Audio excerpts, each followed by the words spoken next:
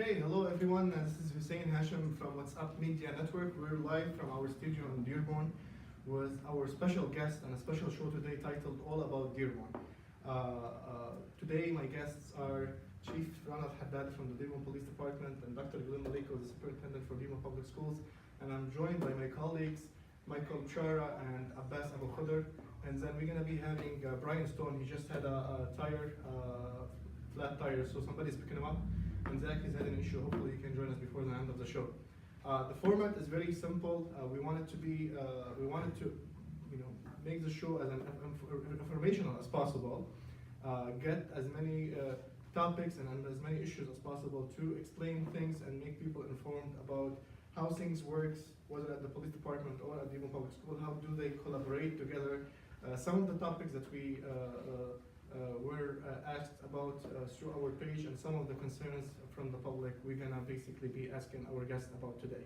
If you have any question, feel free to write it in the comment box on the live show, or you can inbox us your question if you don't want your question to be public.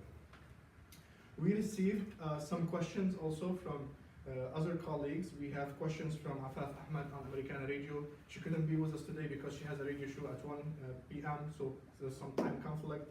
We received some question also from Dave from the pressing guide, Dearborn Heights pressing guide. He had a surgery recently, so he couldn't be here. And we received also question from Rasheed Alnozili. He's the editor-in-chief for the Yemeni American News. So let me first welcome my guest. Welcome, Dr. Maleyko. Thank you for joining us, Chief. Thank you. Everyone, thank you for joining us. Just so we can put some common ground here, I'm going to be asking some questions from the one I have, Michael and Abbas, and hopefully when Brian joins, they can ask questions. We're going to try to be, we don't want to shout on each other in some way or somehow. So leave them some time to answer, and you guys can take your time to basically ask the questions that you guys have. If we have any questions from the public on our live stream, we can take it from there, and I'll mention the name of the person who's asking the question and what the question is about. So we're good on the rules? Sure, yes. Okay, very good. I think I got it set. I think I shared it. Yeah, I did that. That's right for you. That's awesome. So I'm gonna be starting with a question from Dave at the pressing guide, and the reason I started with this question because it's kind of set the tone for the basically our show today. So Dave is asking, both of you can answer this question. How is the partnership between the schools and the police? Are there any set protocols for dealing with minors if there is a police incident, and how often are they practiced? Can we go with I guess I can start. I can tell you that I've never had a better relationship with any school, and being that I'm the chief, I work directly with Dr. Maleyko, the school superintendent, and we have developed a partnership that serves the entire community here, and that includes schools that are not in the public school system. Okay. And to your question, if it becomes an issue where a young person has obviously crossed that line and committed a crime, then it becomes a police matter, and we keep our superintendent well informed on what's happening. Okay. And we've never had a situation of any type of issue or incident in the school where we didn't collaborate and work together. There's officers in the school, right? We have 7 full-time officers assigned to the schools. Okay. And our patrol officers stop between 600 and 800 times a month at all of our schools in the city here to make sure that the students are safe. And we can always do better in some areas, but I'm very confident and happy with the relationship. Okay. Yeah, I concur with Chief Haddad. I have the highest level of respect for him and his group over at the police. It really is something special that has been developed under his leadership. And I kind of took over. I think he started a lot of that with Brian Whiston, late great Brian Whiston, who was the state superintendent, and we've continued with that. And we're just very fortunate. We feel very fortunate that we have police in our schools. We have positive relationships. Those are key. Yep. The communication, and if there's an issue, the chief doesn't hesitate to call me and vice versa, and we make sure we're on top of it, and we always keep each other informed, and again, it's for the benefit of the students, the community at large. And so again, I have the highest level of respect for everyone in his police department. Taken from that question, what are some of the precautions that you guys take on making sure nobody goes inside schools that's not allowed to be there? Well, we were able to, over the last bond, we brought in we have that buzzing system, and So, I mean, it's not foolproof, because you do have times when you have like Fortson where you have 2,800 students are leaving at the same time. So we have security guards that help. The police, I think, with the SRO officers actually provide recommendations on that. We've actually put out protocols, and I have a regular crisis team that meets on a routine basis. We have a meeting every month. Dr. Don Ball, our safety and security specialist, chairs that committee. And we put protocols out, and we have training that we're for our staff.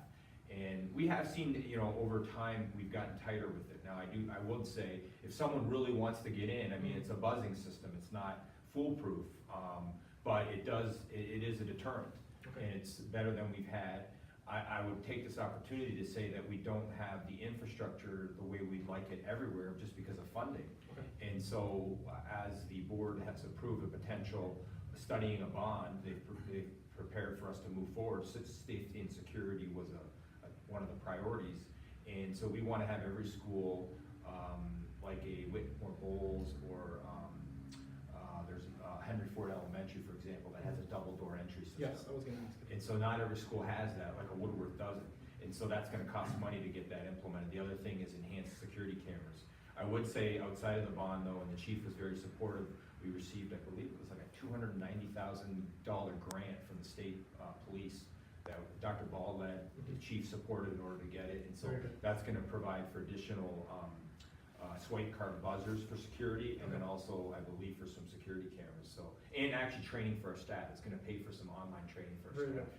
Just so we can make our audience familiar with the way how things go. Let's say an incident happened in the school. How does it escalate? Like, for example, if it needs to get to the police, if it's I don't want to give like specific example, but let's say the incident that happened at Fortson, the guy that went inside and whatever the case might be. How does it escalate for it to get to the police? Well, and I can just speak to is first initially, you have a police officer that they're usually, you know, if they're not in that school, they're close by, and they tend to get there right away. So obviously, it's administration and the, the teaching staff that would report it, and then right away, we don't hesitate. We call them right away if necessary. But we also have security staff that are in the high schools as well. And yeah, it's a layered approach. You know, the fact that the officers spend a lot of time in the schools, oftentimes they can recognize somebody that doesn't belong in the school. They know who the outsiders are when it comes to the young people. They attend the sporting events, so they become very knowledgeable about who typically belongs there and who doesn't. And with our unannounced random visits, to the tune of 800 a month, that has a lot of officers coming in and out without being announced. So that really cuts down on a lot of potential for somebody to walk in. For somebody to walk in that doesn't belong in the schools. Okay, Michael and Abbas, do you guys have any question on that? Right? I have no follow-up on that. I just think the coordination is very impressive, and it's the only way it will keep our folks and students safe. Very good. Abbas, do you have anything on it?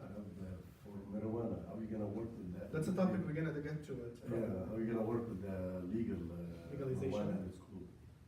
Well, I can comment, and I commented a little bit yesterday when you interviewed me, and the chief and I, actually, the chief was very proactive. I remember I was heading up to the Michigan State game on a Saturday, and we were talking as it was going in. Actually, everybody talk about this now, I mean, all in the mind is the same thing. Well, but from a legal aspect, it's not gonna change anything as far as we're concerned. Now, is it potential that there'll be more out there in the community? I can't predict that. That's a possibility, but it's not gonna legally change anything because it's illegal in the schools. It's illegal for students, staff to use it. It's not permitted in Dearborn schools. Our policies, we've already checked with our legal counsel, we're fine, and we would have no, change in how we implement things because, again, it's not, nobody can have it in the school system. Now, again, is it gonna possibly create additional problems? How about, we're talking about the schools, how about the school bus? Because, I was one time at one of the board meetings, and one of the mom had a concern of, students having, drugs or some kind of drugs on the school buses. Well, if they have it on the bus, okay, so by state law, from the time they leave their house in the morning to the time they come to school and to the time they get to their house, we have jurisdiction over them as a school activity. So to and from even counts. The nice thing on the buses is, and Chief is, I know, proponent of the video cameras, we can always go back. Honestly, if there's an incident on a bus, we have the easy ability to go and check exactly what happened. We know because we see it from the video cameras. Awesome. Chief, we have a question from Facebook, from Ali. He's asking, does the chief think with the legalization of marijuana, schools will be affected more? Well, I don't know that they're gonna be affected more. I'm gonna say this though, with the more marijuana you have in our society, the more susceptible people under 21 years of age are gonna be to have it. Very good. For example, you know, the law now allows someone to grow up to 12 plants per adult in your household. Okay. Well, I've never smoked marijuana or grown it, but I'm told that one plant is more than one person can consume in Oh, wow. 1 year. Okay. So it's mind-numbing to me why the state passed a law that Does that allows open the door for them to for sell it? 12 probably? plants. Well, you can give it away. They've gotten creative with that, and I don't wanna put too much out here in the universe. But, for example, they'll sell something else and then give away marijuana for free. Oh, And nothing would preclude an adult from giving someone else up to 2.5 ounces of marijuana, which I'm told is a real large amount of marijuana. So, does it cause concern that it'll filter down to kids? Absolutely. But then again, it becomes paramount that parents make sure they take the right precautions, that it doesn't get to the since we minors. opened that topic, how would you be guys, we know if you are under the influence of alcohol, you have a testing package that you can basically do it on the person, but how would you guys be able, based on the training that you guys do, that a person is under the influence of some kind of substance, like drugs, like marijuana, for example? Right, there's a sobriety test that you can give, whether they're impaired by alcohol or any type of drugs, and our officers more and more are getting highly trained in that area, so there's a sobriety test that you can put, based on observations, if the car is driving erratic and the person isn't responsive on stopping them, there's different things that we do, but it's basically the same sobriety test. Ultimately, drug testing can be, court ordered upon arrest and so on, so there's measures in place. So they're allowed to grow 12 plants? Are they allowed to carry it with them as they go, as they travel? And the other question we received on Facebook, are they allowed, for example, if somebody in Canada has a medical card, are they allowed to bring it with them from Canada to Michigan, since Michigan it's legal now? I don't know, those are legal technicalities, and our law department is still working through those. Very good. I can tell you though, just generally, 21 years of age, you're allowed to possess up to 2.5 ounces on your person. Okay. They're still not allowed to smoke them in cars, but I'm allowed as an adult to give someone else up to 2.5 ounces of marijuana. Very good. The other thing I could just mention with the federal, because we get a lot of federal funding. Please, yes. So federal law, it's not legal. Yeah. So, we could, in the school system, so anybody that's under federal, my understanding, it could jeopardize that. So like if you, and I don't know the legalities of it, but I'm just two and two together, if someone comes through Customs and Border Patrol, it's a federal, federal system. So, Okay. having said that, we also know that drugs are an issue in society and there's an epidemic, and so I think that's why with the chief is that it's not just the enforcement of it, but it's going to be, the treatment side. And I think we talked about that yesterday, that if someone was vaping or things, we tend to, if they get into treatment programs, then we tend to be a little lighter on how we, We've heard it intervene. on Facebook, Dr. Maleyko, and I've seen it at one of the parent meetings, PTA meetings in school. Prosecutor Kim Worthy actually sent a letter to schools to share with parents that there is consequences, legal consequences for students bringing vape with them to schools. Sure. Can we share that so parents will be more aware about it? What are some of the consequences? Both of you guys, if you heard of that. I haven't seen it. You haven't seen the letter? No. There was a letter that went on, I don't know if I saw that letter on the vaping, there was one on just violent, that she put out in September about, Okay. violent interaction in schools and Okay. things like that, but I haven't seen the. Probably we'll get to that later if we can get to that. Any question about the marijuana? Marijuana, the most people, they think because the city they make it legal. So why they have exception here illegal and you can do smoking in some places? That's legal anywhere. No, well, the state has legalized marijuana for individuals, and I think what you're referring to is that the city opted out from putting up a commercial establishment to dispense marijuana. And what they did is they passed an ordinance that defers that decision for 18 months. The city council passed it here a couple of months ago or so. So it's legal based on the state law, and even the state is gonna take a year to come out with some guideline rules on the do's and don'ts with recreational marijuana. So it's still evolving, but it's legal for citizens of 21 years or older to possess marijuana up to 2.5 ounces. And it's more complicated. The law allows you to have 10 ounces at home, but then you can always give 2.5 ounces away. So it's pretty much. 12 plant in the home, right? Yes. So he can smoke it with Yes. his family? Yeah, you can smoke it at home. You can, as long as you're 21 or. I don't smoke marijuana, and like you, I'm saying. I Okay, don't smoke marijuana. Michael, do you have any question on the marijuana? Not on that topic, Not no. on the topics. Okay, we have a question, but, you know, if we go, just to go back a bit to the partnership between the school and the police, is there any need or plans to increase police presence in the schools? You know, I think we do a real good job covering it, and Okay. even like when, if they have a huge football game, we always put more officers there. We're not gonna put any more than 7 full-time, and with our deployment plan, I think it's covered very well. Okay. And anytime there's like graduations or big games, we always put more officers with a supervisor out there. Okay. So no, I would say that the deployment plan we have now will not much change. I can only say we'll address whatever's needed. Anything on that? No, I'm very comfortable with that. We've talked about it several times, and we feel very good about I have a police question. presence in our schools. We're very happy with, you know, having, you know, a lot of districts don't even have one, so we're lucky that we have 7, and the fact Very is, good. I can say that the real positive thing is the officers are great at building relationships, not only with staff, but students. And so I really appreciate, you know, that aspect of the training protocol. Very good, Abbas? Are we ready for this issues, marijuana issues in our community? Ready in terms of, Yeah, problems, whatever, as police? Yeah, we're gonna maintain the peace no matter what the challenges are. I'm gonna be honest with you. I think all drugs pose an additional burden on all of our society, including public safety and law enforcement. So I'm not gonna sit here and act happy about the marijuana law being passed, but I recognize we have to deal with it. We have to deal with alcohol, and we have a huge opioid epidemic in our country, 800% increase in overdoses in the last 3 years.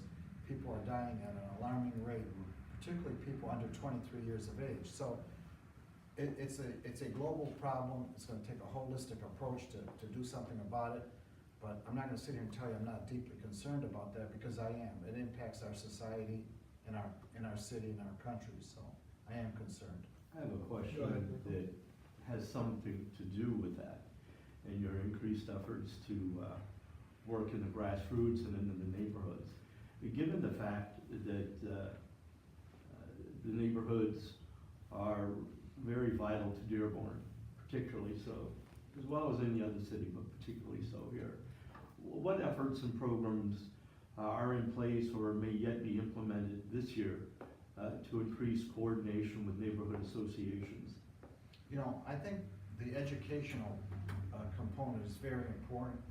We've even had now families and parents come to us, and they've learned how to use Narcan, because obviously they have somebody addicted in their households. We've also done like an early warning with our special needs register. They can let our dispatchers know if they have any kind of special needs, including addiction or any kind of mental illness within the homes. And I think the key to us working better together is the education. And the best thing we can do is make sure we educate parents where they take a firm stand and properly and responsibly guide their young people to keep them away from it to begin with. And with our city, we have a higher percentage of 2-family households, which defies the state and national level. And I think the last census tells us that we have more college degrees and the income base is much higher. So we have a very strong community here, and I'm very hopeful that we can curb some of these problems that the rest of the nation is putting up with right now.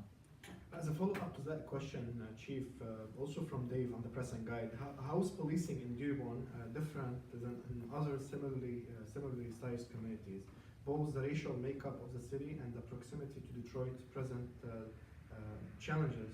So can you talk about it? Yeah, you know, we try very much to be an equal opportunity employer and hire a very diverse police department, and I'm very proud of our efforts in that area. Very good. I'm also very grateful to the taxpayers here because they pay their taxes and we can be fully funded and fully staffed.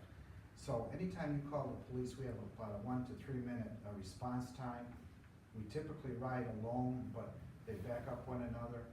And we have very scientific monitoring of crime trends, and we check the region to see what's going on. We don't just look at our city because crime truly knows no borders. So we're kind of hitting on all 8 cylinders, and to date, although it's the first month of the year, we're down 17% in crime. So, you know, every time we think we can't do any better, our men and women go out here and work hard, and we're doing better. So we've lessened crime over 45% over the last 10 years in our city. And when I look at those numbers, they're kind of really hard to explain. But again, Can you it's- relate on that? What was the main factor to having those, you know, crime rates drop that Well, significantly? we're fully staffed, and that always helps. We've learned to identify hot zones in our city. Take the area of Fairlane Town Center, for example. When I Very first got here, it was 35% of all of our city's crime. At So- the Fairlane Town Center? Fairlane Town Center. Okay. And they're mostly, you know, larceny crimes and auto thefts. So we really started working hard to identify the sources before those crimes occur. And we reduced it quite substantially. Right now, Fairlane Town Center is in the 6th beat, and it's one of the safest places in America. So I couldn't be prouder of that.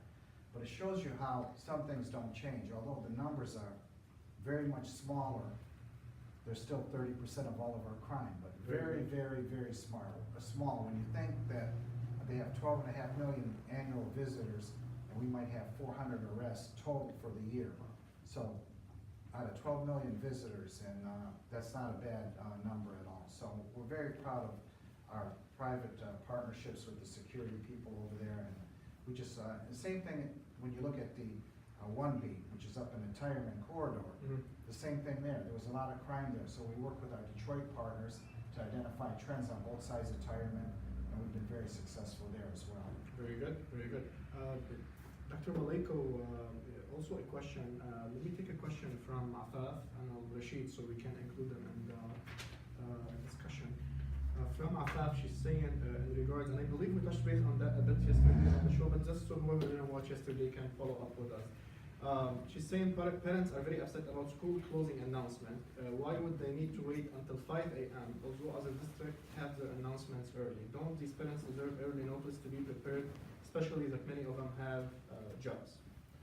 Well, first of all, I can say it's inaccurate that most schools announce them earlier, because I monitor every single district in Wayne County, and I'm in contact, as I am right now, with all the Very good. superintendents, so I know exactly when they're announcing them. On the days that we did announce at 5 a.m., it was similar time for the other districts. In fact, I can speak to, and we talked about this yesterday, but here's the thing, I'm not gonna make a decision based on a projected forecast, because my objective is to keep students in school. So here's the thing that could happen. If you make a decision to either keep, if you say, oh, at 8 o'clock the night before, we're gonna make a decision one way or another. First of all, you could put students into jeopardy if conditions change and they're more dangerous. Okay. Secondly, if conditions change, which they have, and actually last week was a perfect example, as we said, then I'm depriving them of a day where they could be in school. So I'll use last Wednesday. Last Wednesday, all the superintendents, and again, I'm on the networks, I get Wayne and Oakland County, we keep in contact just to see, we're gonna make it based on Dearborn. But basically, we thought that based on the temperature and the rain that was hitting, we thought, and again, this was a week ago, Wednesday, not this, the other night, that it would be fine to go to school because the temperatures were supposed to go above freezing. Well, they didn't go to the projected forecast. They stayed, and it was like an ice sheet out on many of the roads. And so I get the reports at about 3, 4 a.m. So we actually made a decision, we got reports that came in by about 5 a.m. I made a decision to cancel. So had I said I'm only gonna make a call by 8 o'clock, I would be sending people into a dangerous condition if I did that. Secondly, the opposite happened the next day. The projections were to be that it was gonna be freezing temperatures, ice all over the roads.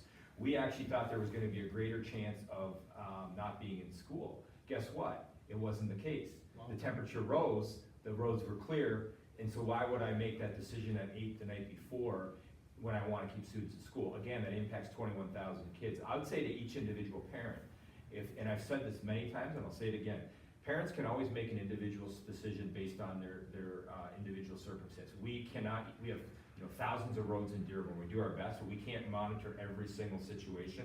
And so we're gonna make a decision based on safety, first and foremost, and secondly, considering 21,000 students, 2,800 employees, and tens of thousands of community and family members, that a decision that I would make to close or keep open will impact. So that's exactly why we don't do it. And you can go back to Brian Winston, the same thing. We don't wanna put ourselves, so, I think it's changed because of the media hype. There's this extra pressure to start. There's more social media. Years ago, it was not even, it was always in the morning. And I want to talk It was about always social in the media when it comes to that stuff, but let us take a very, very quick break. I want to make sure we have, the sound is very good for whoever is watching us. We're doing great, but just so we can improve the sound quality, just give us like a 2-minute break. Let's stay where we are so we can just improve the sound quality. If you guys can chat a bit, and then we'll go back to you guys. Just give us a 2-minute break. We're still on until another 30 minutes, so just 2-minute break. Hey, I'm wondering firsthand how weather conditions impact potholes. So, I was gonna ask you that question, the one that You met up with one, huh? Yeah, Yeah. I'm gonna add had a- something. Yeah, go for Yes, it. But but years ago, some that wasn't even a question. It was always in the It's morning. always- yeah. Now it's like the hype of But social you're media. always- but Everybody you're always late. A lot of people now all community talk about you. Oh. All community talk about you. Maleyko. Well, You went in Maleyko to see, that's small social school. media, and now they got fake accounts, but, I Yeah. mean, yeah, so some of the districts made the call at 1 o'clock, I made it at, again, that's in the afternoon, we made it at 2 o'clock, or something. That's still 2 the day before, you know what I'm saying? Like, I don't know if people see that there's potential for weather, and I get it, I've got children But too. why you don't watch the news or follow the update? the Oh, we storm follow or the- everything, but it's Yeah. not just the news prediction, I've gotta get conditions on the ground in Dearborn, like, I'm on the phone with people to find out what the street conditions are here. Not just, like, I'm not gonna make a decision based on Detroit, because Detroit's circumstances are different, their side roads are different, they're gonna probably close sooner than I do. But if part of it is, and I said it yesterday in an interview, we're fortunate that we got great services in Dearborn. So if we got services that are clearing the roads, Mhm. why would I prevent, just because another city can't clear their roads, why would I prevent kids from going to school in Yeah. Dearborn when they're clearing the roads? Mhm. is a lot of the demand for you having to interact with the public on social media because of parents, or is it more so coming from students? Because I see a lot of students commenting on social media on this stuff, but I'm wondering, are you getting it more from parents or from the young people who just Well, want to know? I'll be honest, like, it was my decision. Brian Winston, if you knew him, he wasn't social media at all, he might have, So what about- I'm the one who what about- engaged people, What about on your social- just like decision Chief about does. tomorrow? Just like the chief has, but I don't have the, and I said it yesterday, I think, the media hype comes in, the big storm's coming. And then all of a sudden, the social media has changed the expectation. Whereas honestly, 10, 12 years ago, going back to John Artis' time even, as superintendent, people would be complaining the other way. Mm. Why are you closing the schools? Now I get it opposite.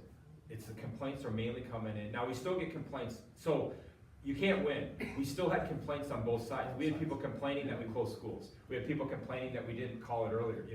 It's a process we go through. I can assure you that, I don't know we're not live, I'll say it live, but that, I make the decision in the best interest of the kids, the safety, and the decision isn't made lightly, and it's never gonna be just based on somebody else making that call, or it's never gonna be, and the kids like to think if they're commenting. I said that on the video. I'm not making any decision based on social media commenting, so they keep doing it, but.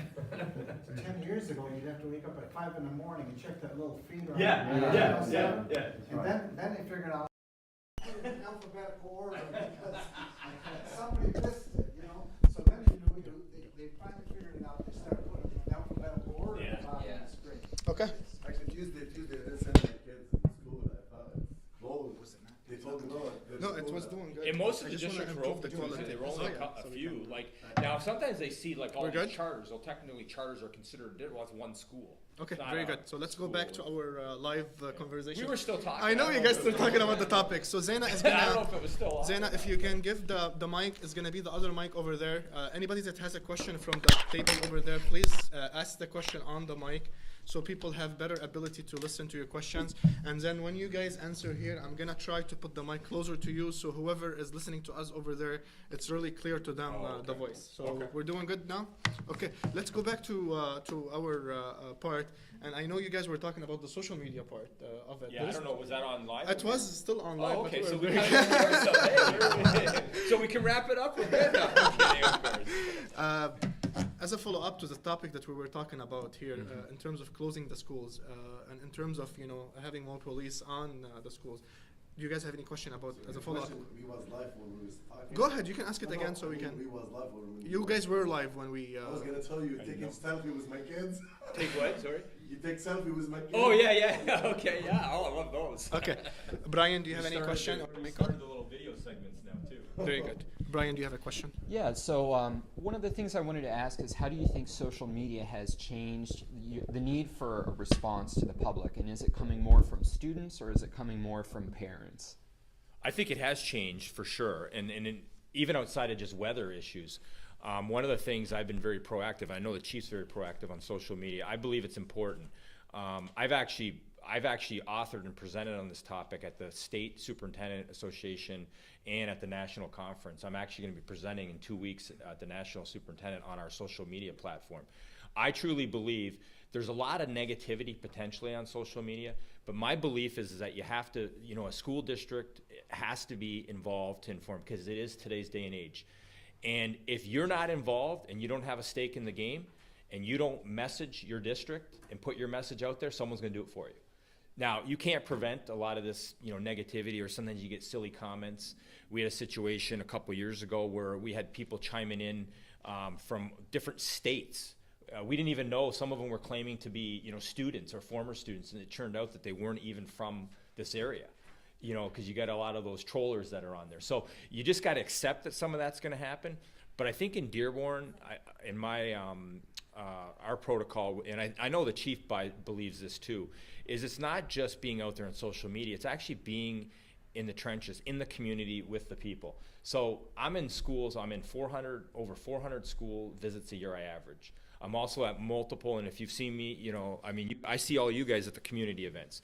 You've got to build the relationships, but then your social media platform can help, because then you can get that message out to as many as you need to. Like, I'm a part of the Exchange Club, the Rotary Optimist. I'm actually the Dearborn Rotary president. I just came from there. And it's all building relationships with people. So then when you put your message out there, you have that, so people, oh, okay. So I use my blog, and when there's potential for negativity or something where all of a sudden it blows up on social media, we were proactive. David Mustin, and my communication director, does a great job, and you've probably seen it, where we're going to put a statement out. Now, a lot of times people want as much information as possible, but I will say, when you're dealing with students, there's confidentiality by law. We're going to protect our students, our minors. And then secondly, when you're dealing with personnel matters, you also have to maintain a certain level of professionalism and confidentiality. So we can't say everything, but we will say that we're taking action. And the chief and I, in certain situations, have put out joint statements. So I think it's very important.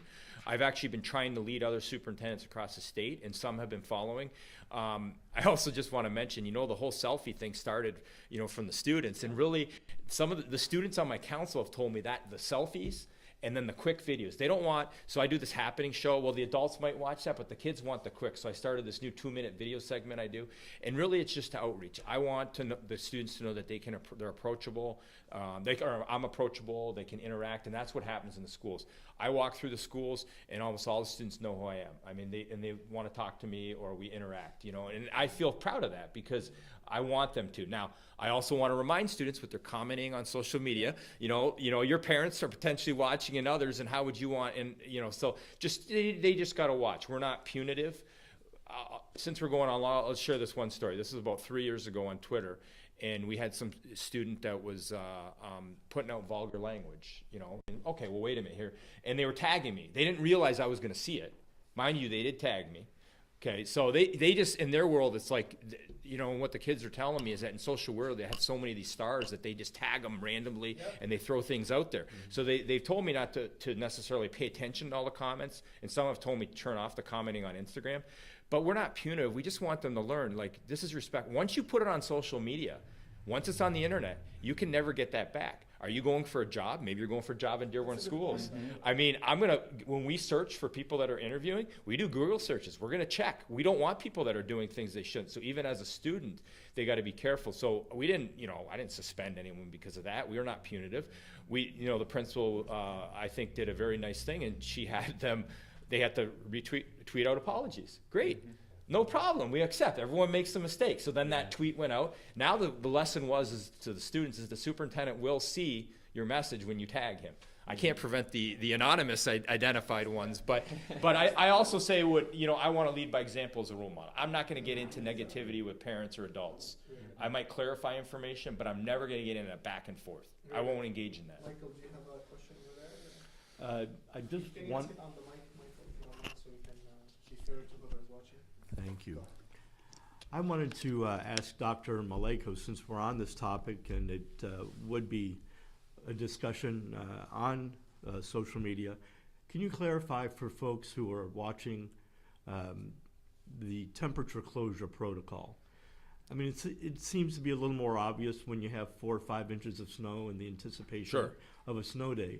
But what about the temperature closure policy? So I actually have a blog page that people can go to on my blog, and it's dedicated to school closures, and we actually have the impact of temperatures.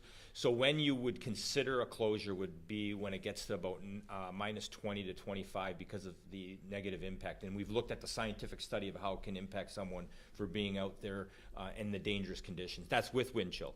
So as far as temperature goes, it would have to get to that level in order for us to start considering. Now, having said that, I can't say that's a one-size-fits-all rule because conditions can change, and it may be a little different. And we also have protocols on principals. It's much higher for going out for recess, but we also don't say every school in the city has recess or doesn't, because sometimes one school has wind chill that's higher just because of the makeup of the building or the size. So we give the principals that flexibility. But as far as closure goes, and you can see it on my blog, it's somewhere in the range of minus 20 to 25. We'll consider closing all the schools. Thanks. Okay, Abbas, do you have a question? Michael, can we give Abbas the mic? Zainab, can you do that, please? Even if we take a bit more time, it's fine.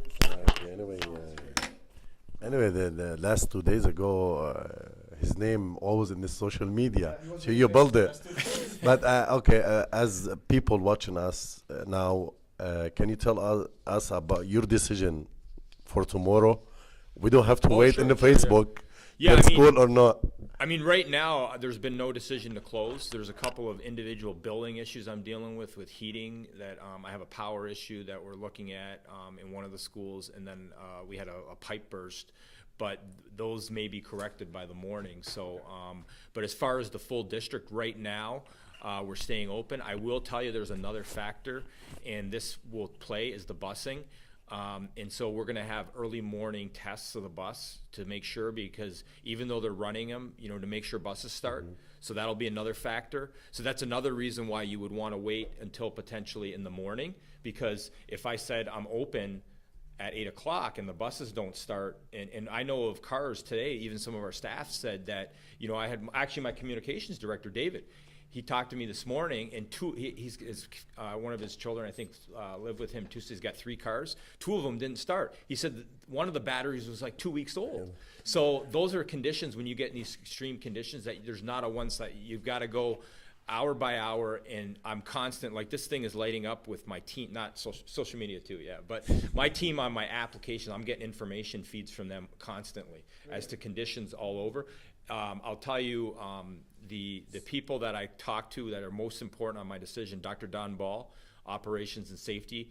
I get ground conditions from his crew that is all over the city. I also talked to David Musson, our communications director, and then I talked to Mr. Mark Andrews, our director of transportation. Those are the 3 most critical that I need to talk to, and then sometimes I talk to Tom Wall, or I'll talk to other people in different parts of the city just to get an idea of what the side streets might be like versus the main streets, because that's a factor as well. So maybe close or not? Tomorrow, okay. Because students, they like to hear something good. Okay. He's trying to get a scoop from you. I think we'll be open, but there's no guarantee. Okay, good. Well done. Let me move on to other topic. Chief Haddad, we have a question from Afaf from American Radio. She's saying citizens are complaining about why police patrol are good in ticketing, and I'm gonna say it word by word from Afaf. Okay. They're good, and police patrol are good in ticketing citizens either on the roads, especially at the end of the month, Tuesday, garbage day, or storm day, and yet many lately many governments complain it's pleasing and no arrests have been made in many cases. Can you please? Yeah, I'm not sure I understand the question, but I'm doing.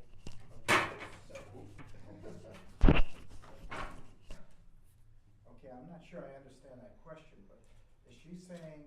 She's saying, let me summarize it. Basically, she's saying you guys ticket the people, but there's many crimes lately that happened and no arrests have been made. We do not support any questions that have been received. We just basically are saying those questions and asking to you guys That's so you fine. can clarify to whoever is listening to us. Okay, well, let me suggest this, that Please. that there's no certain time we either write or don't write tickets, for example. They're based on need and violations. Public service days, again, we want to service the entire neighborhood. We warn people, we send out NIXO, Very they're good. on the calendar for the city, they're on the website, and our responsibility is to the entire community. So we need to make sure that the streets are clear. Very good. Same thing with snow emergencies.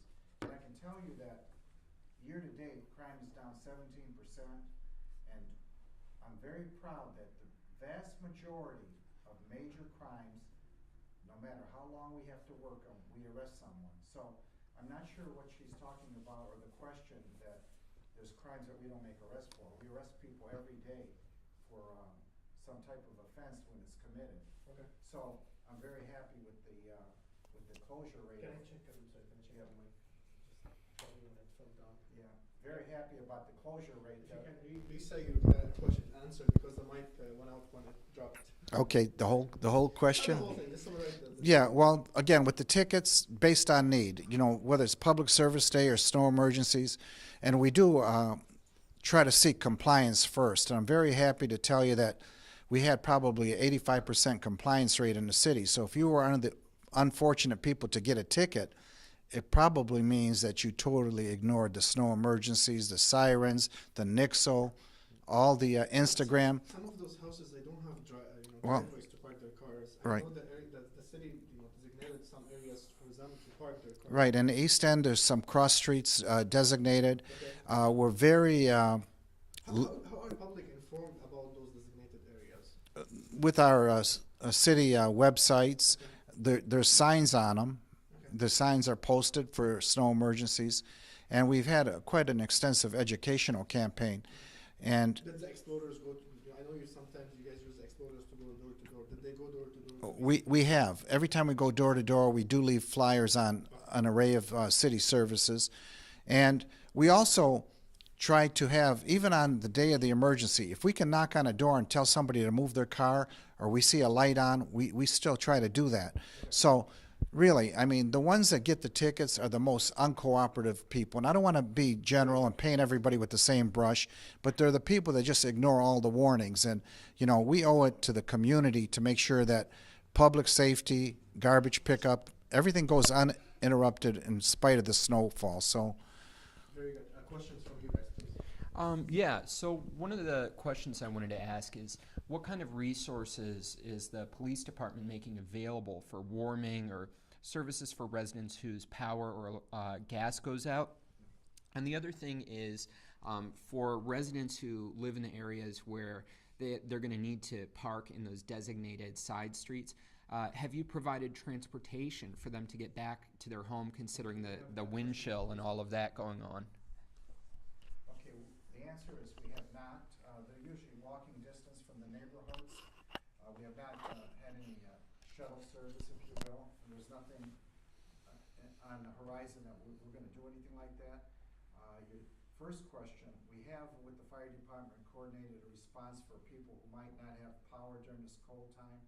We don't have vast numbers unless we have a grid go down or something, but there is a plan in place. They can always call the police. We bring them to the police station. And depending on the number of people and or the condition, we got housing stuff set up for them.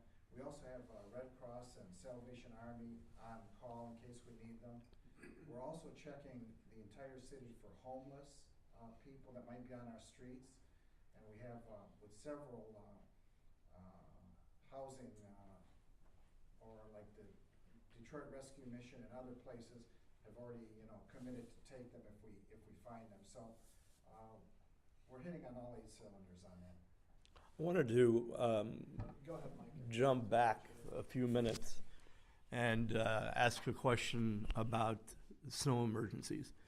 I've noticed several times where after a notice has been put up on Facebook and other social media sites that a snow emergency will be called for such and such time, that the siren appropriately so goes off at that designated hour. However, what I've often noticed is that within an hour thereafter, there'll be another siren.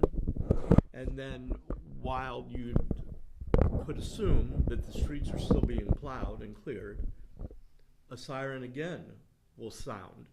And it's confusing, and I wanted to know how you could go about clarifying that for people watching and just with the policy in general. Right, you're absolutely right. When we first call it, there's 2 sirens. One, they're an hour apart, just given the outside chance that somebody comes home late. Yeah. And then in the morning, when we have the second shift come on with the snow plows, we sound the sirens again. And if that's confusing to people, maybe we need to look at that. But that's been our standard policy, again, to give every citizen that opportunity to get the cars off the street. So you're absolutely right. They do go 1 hour apart times 2. Okay, Brian? Thanks for the clarification. So on a different note, I wanted to ask you about federal hate crime statistics. It's one of the few areas where the city of Dearborn is actually leading in the state of Michigan in terms of per capita crime. The last couple of years, we've had the most hate crimes per capita of any other cities in the state. And so I wanted to ask, I know that you've been implementing some training programs for the public relating to hate crimes. Do you think that other cities are disclosing hate crimes appropriately? And what do you think can be done in order to improve the culture in Dearborn so that these crimes aren't continuing to be committed? I think what can improve the culture is to make sure that we fully prosecute people for hate crimes. And another thing I want the people to understand, that the hate crime statutes are very narrow in scope, but if you in any way molest another person, whether we charge them with a hate crime, malicious communication, assault, threats, we're going to hold them accountable.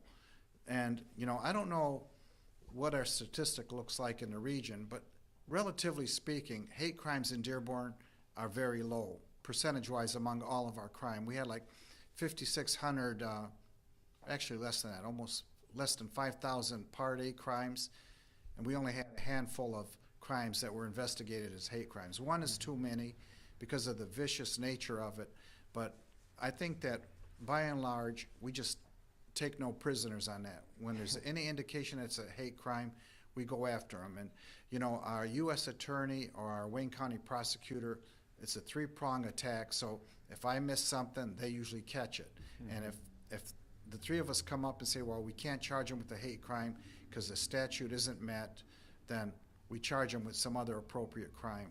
We're not going to put up with that here in Dearborn. Mm-hmm. I just wanted to add quickly, in both a comment and a question, that I would love to see the statistics on those hate crimes and who they're committed by, because I would be very surprised if few or any were committed by Dearborn residents and are far more likely committed by those coming in from elsewhere based on the incomplete and false assumptions that people make about the city. I can actually, one of the things, because I've written some articles on this in the past, I can jump in and just say that the number of hate crimes tends to fluctuate between about 10 and 14. And what's been interesting about it is that there's no clear pattern. So you would think, for instance, after 2016 that there would be a huge spike in anti-Muslim hate crimes, but in Dearborn, the hate crimes pattern is, there's 2 anti-Muslim, 2 anti-Jewish, 2 anti-black, 2 anti-white, 2 anti-gay. And so it's very even across the board. And so, one of the things that almost is worth exploring in and of itself is whether we have more hate crimes in Dearborn per capita because we are an integrated community where everyone's living together. And that's something that I think maybe we're having these conflicts because we're actually living together, whereas other communities, which are more segregated, aren't having those problems. But it's not because the hate isn't there. It's because the people just aren't living together to, act it out. Very good. Let me move on with questions and go back to Abbas. If you have a question, let us know. We have a question from Rasheed. He's the editor, publisher for the Yemeni American News. He's saying, is it for Dr. Glenn Maleyko, is it rewarding to have a school to be recognized as STEM middle school that was recently recognized on a national level? How can students in the south end of Dearborn have access to attend STEM middle school? Many are struggling with poverty and do not have transportation. Just make sure the question is clear. Many are struggling with poverty and do not have transportation, so they never get the opportunity to be part of this school. What can be done to ensure that there is an equal access to all students being a part of STEM or DCMST or other programs or school advancing students in a particular field of study? Well, the STEM, Blue Ribbon, we've had a lot of positive accolades that are going on in our district. Unprecedented actually, and it's a tribute to the entire community between, we've had 2 Blue Ribbon schools in 2 years. Right now today, and they were just trying to call me, they're in Missouri receiving the national Title I for Maples Elementary. And we had 4 of the 8 finalists actually. So we had Salina Intermediate, you mentioned Salina. And I spent 12 years at Salina, so I'm well aware of the, the situation there. I'm very proud of that school. And then we had McDonald and Stout, and they only allow 8 in the state, and then they gave 2. And I guess my understanding is we likely would have gotten both, but they only allowed the districts to get 1 of the 2. So hopefully we'll be up for it next year. And again, those awards are good. It's a rewarding to the community, to the, to the students, to everyone, but it really is the hard work that goes in for the students because you're here ultimately for the students. As far as the STEM goes, that was something that was a parent initiative, and the STEM school is open to everyone. There's an application process. We're looking at different ideas on how we can maybe change some of the protocol to allow for some of that. But there are a lot of opportunities, and in fact, Advanced Ed had highlighted that for us. DCMST does have transportation. Okay. STEM does not. Okay. But DCMST, the transportation comes from the high school. Okay. So they get transportation to Etzel, and then if they qualify, they can get transportation because of the part days. Are you guys looking at adding transportation probably to STEM? Not to STEM. We don't. Right now we don't because it's a middle school program, and we just have it makes sense financially to go from the high school. We'd always be open to conversation, but as I mentioned yesterday on your show, the state and I'm just gonna use this opportunity. That I think that the lame duck needs to be outlawed in Michigan, and there was a lot of harmful legislation that was passed in the wee hours of the morning that wasn't the will of the people, including taking money from the school aid fund. So now I'm in a situation for next year where we're looking at cuts potentially, and so we don't know what the budget. So here's the thing: you can always say you're going to add, but I can only add something if I take something off the table. And we're doing so well with the resources we have now. God bless his soul, Brian Wiston. He did a great job in some tough budget times. We wouldn't be here if it wasn't for him. Having said that, now we've had the fruits of some of that as the budget has gotten a little better. Studies have just come out saying that Michigan is underfunding by over 30%. In fact, we've dropped by 30% in the last 10 years. So you can only, when you have a budget, you have to work with it. And I'm looking at potential cuts. Now, classroom size we're going to protect, as I said last year.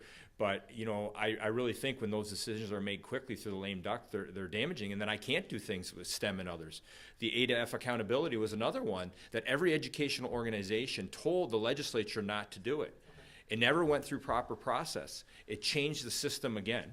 The state superintendent, Sheila Ellis, who took over for Brian, said this may be illegal, what you're doing, with the federal government. They're looking at it through the attorney general. The school board, everyone said this is going to be damaging to kids. Guess what? They passed that through at 3 a.m. I was getting a text from Senator Kniezek, and they were doing like 3 a.m. in the morning. Really, they're going to rush that? It's that important? Well, why? Because some of them were going out, and they were no longer accountable to the people. I've been very vocal about this. I have no problem, and this is not about a particular party. This is about either side. This is about not supporting the will of the people when you're jamming things through that doesn't go through a proper vetting process. And when you pass legislation that you haven't listed, everybody opposed it. in the educational field.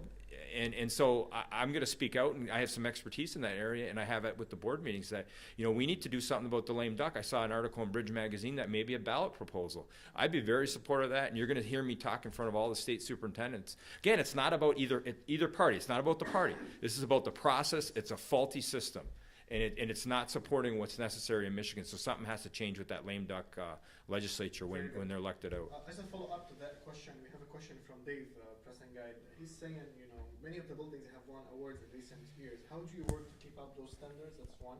And then raise the standards in other buildings at the same time. So I look at whenever we have a difficult situation in a building, it's a reflection of the whole district. And whenever there's a success, it's a reflection, because it's really the way we operate as one team.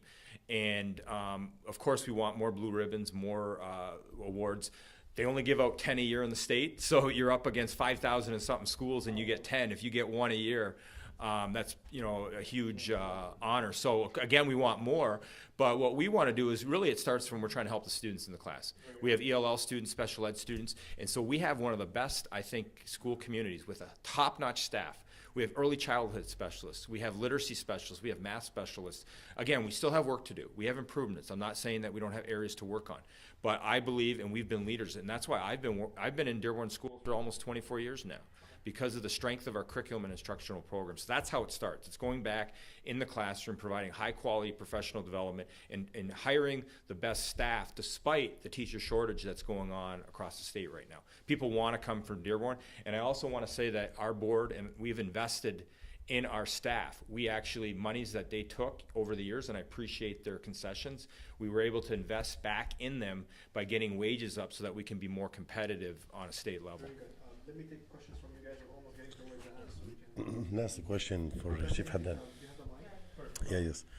Why do we always wait for that disaster to happen to take care of all those harmless and animals? Why do we don't take care of them in a regular day when they walking in the street? And We don't wait for disasters.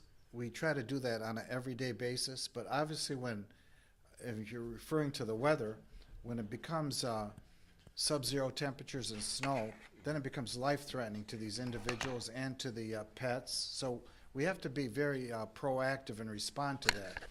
But all through the year, if we see someone that's homeless, we try to get them help. Oftentimes, there's mental illness involved, but they can take care of themselves to some appreciable degree, and you can't force them into a shelter or to the hospital. And if you take them to the hospital, they're there for 72 hours and then released. So it's quite complicated. But I think here in our city, we're very proactive all year long to make sure that we treat citizens with respect and to help them on a public service or public safety end of things. But we don't wait for the disaster to happen. do you have any number for any harmless death for the weather? Do you have any number in year one? Deaths? Yeah. No, none. So far, none. Brian? Yeah, so this question is directed to Dr. Glenn Maleyko. So Dearborn being a K-16 district and looking at the number of students that are also included with Henry Ford Community College or Henry Ford College is arguably one of the largest, if not the largest, school district in the state right now. And Governor Gretchen Whitmer has said that her upcoming State of the State address is going to be focusing on the issue of education. And so as the superintendent for one of the largest, if not the largest, districts in the state, what would your advice to Governor Whitmer be? What does she need to do to ensure that students in Dearborn are successful going forward? Well, first thing is I'm trying to work on a visit, getting her to come to the district to see some of the great things that are going on in some of the areas where we can. We would talk to her about our ELL program and other things that we need support. That goes back to the funding. The studies are now coming out. There was a finance collaborative study, and I know that it's a divided legislature between the executive and the House and the Congress. So one of the things that they're going to have to work on is going to be very challenging is you've got to figure out a way to increase funding for education. The studies are coming out, it's pretty clear. But it's going to be, I understand that education isn't the only thing in the state, roads and other things. So how are you going to balance that? Because really, this accountability system change is not going to help. it isn't. It's already shown that it's not gonna help. What we need is we need additional resources if we really truly wanna help, and we have a lot of studies out there. So this is not just a cry for money, it's just a reality. It's coming out conclusively all across that, Michigan has been underfunded. So it's gonna be a challenge for her because, there were a lot of tax cuts and things that went under the previous administration, and so she's gotta work with she's a Democrat, work with the Republican legislature to get things through. But I think the people have kind of spoken as it's, I think in the next election, there's gonna be a lot of pressure and you're not gonna wanna cut education funding because we know it is the future. And the other thing I'd say is, yes, we are a model here with Henry Ford College. We're gonna make this location a national model, and what is gonna happen, our students are gonna benefit. When we can pay for 2 years of their schooling in partnership with President Cavalluna and in our board overseas, it's such a benefit with the cost of college. That's how we're gonna help our students get, we're gonna get those students that may not be able to afford, they can afford it here in Dearborn. And we have data we presented to the board on how our students out of Dearborn do much better as they go into Henry Ford. Some students, it's got to be a smorgasbord. And what I'm saying is some students are going to want to go to your 4-year Harvard and your Michigan. Others are going to want to go to Henry Ford College. Then they're going to transfer. Others are maybe going to go into skilled trades. So we're looking at other career opportunities through skilled trades as well. And I think in Dearborn, we do have that dynamic, school community that supports that. So the businesses stepped up, everyone. So I would say to her, here's an example. But I've spoken to her a couple times when she came to Dearborn, and she seems to be very supportive of public education. I know I've seen some of her ads and just seeing her platform. So I'd say, get into the school, see what's going on. And I think that the model we have here in Dearborn can be an example, but you're gonna have to work on the funding. And if we're taking money out of the school aid to fund other things, that's not gonna help. So it's gonna be challenging for her. And, but I'll tell her, I'd say too, where there's a will, there's a way. We have a great staff, and you come and see the programs that have been built with the English language learning, the bilingual programs. It's really gonna, it's a positive, and it can happen, it can work. Thank you. Just in respect to time, because we want to end the show too. Just respect you guys' time, all of you. Question to you, and that's my last question to you, Chief, about the traffic lights. Okay. We've seen many traffic accidents lately, especially always the complaint is about chase and warn. And I know one time we asked you about that, you said the rate actually is higher on Oakland and Ford Road, if I'm not mistaken, if I still remember. So they're saying why we're not paying attention to probably increase the light time or the traffic light time. So how can you respond to that part? We have an engineering consulting group that goes around and checks every intersection, and they recommend the times. The corner that you mentioned, Chase and Warren, Yes.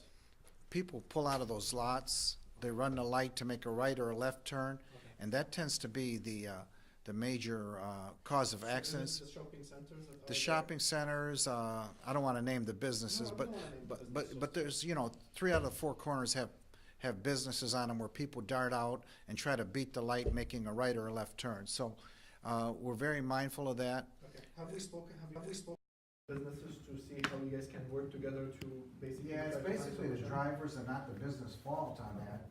And, again, we put a lot of extra enforcement, particularly like during Ramadan when people are on the street till late hours of the night and so Okay. on. And we have improved the accidents in that neighborhood. So Okay. it's education and cooperation. We need Okay, both. I'm gonna give the closing remarks for all of you, whoever is here. We can start by you guys, and then we'll give it to our guests. So Brian, if you can go ahead. All right, well, just thank you for answering the questions today, and thank you for being so transparent and open with the public. I know answering questions from people on social media and from journalists and PR people can sometimes be tough, so thank you for taking part. Michael. I just want to thank you both for being here and doing what you do every day. But it's particularly important, in my view, that the two of you do work together and that you're here to answer these questions, because there is so much coordination and cooperation between your 2 offices and both of your teams. So congratulations on what you do, and best of everything moving forward. Abbas, you don't need the mic, Abbas, بس علي صوتك. علي صوتك. Yeah. I wasn't need to. Thank you for joining us in here. Thank you, Mr. Maleyko. Thank you, Sheikh Haddad, for service our community in a good way. For our student, Mr. Maleyko, Thanks for guys. Thanks you, Hassan. Thanks for everyone. Thanks for all the people that watching us. Dr. Maleyko. I'd like to thank all of you for the opportunity, and I'd just like to say Dearborn is a great place, and I'm proud to be part of this community. I'm proud of the work we're doing. I'm proud to thank you, all of you. Chief, I'm proud to be here, and I have the highest level of respect for saying thank you for the opportunity.